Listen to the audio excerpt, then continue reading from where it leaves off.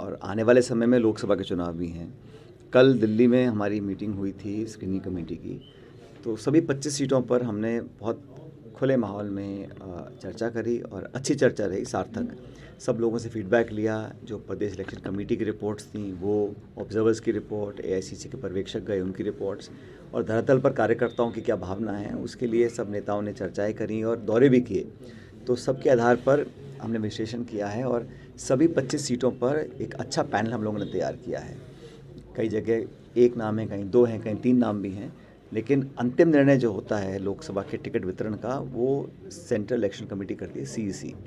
और संकेत ही मिल रहे हैं कि बहुत जल्द सीईसी की मीटिंग होगी और अंतिम मोहर नामों पर लग जाएगी। हमारी कोशिश ये है कि, और मैं हमेशा चाहता हूँ कि नए लोगों को, नौजवान लोगों को पार्टी मौका देती है, तो हमेशा जनता उस निर्णय का स्वागत करती है।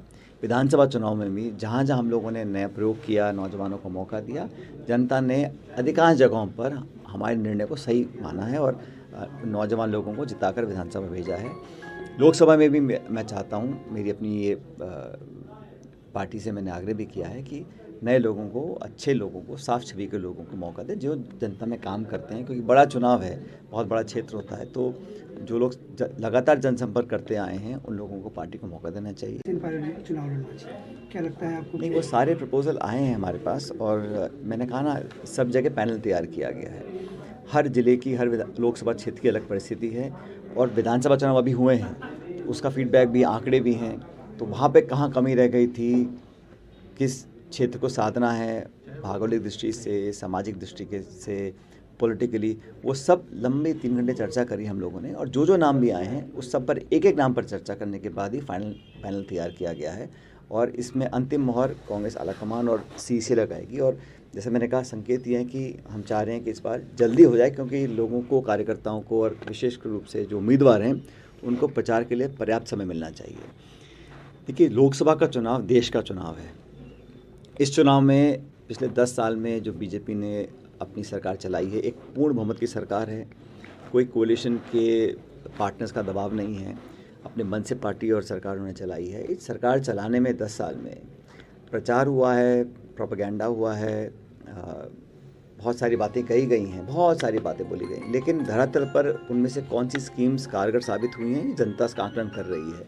10 सालों में किसान के क्या हाल हैं, जो खेती करते हैं उनके लिए खाद, बीज, बिजली, पानी कितना महंगा हुआ है।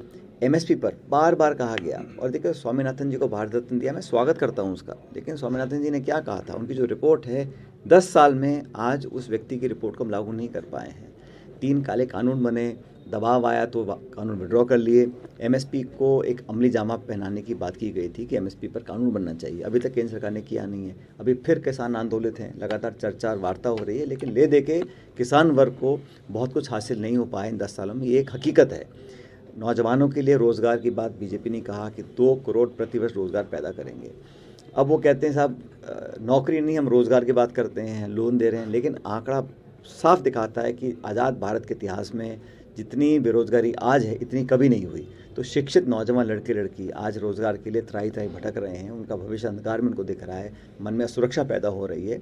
ये मैं समझता हूँ बहुत बड़ा एक फेलियर रहा है।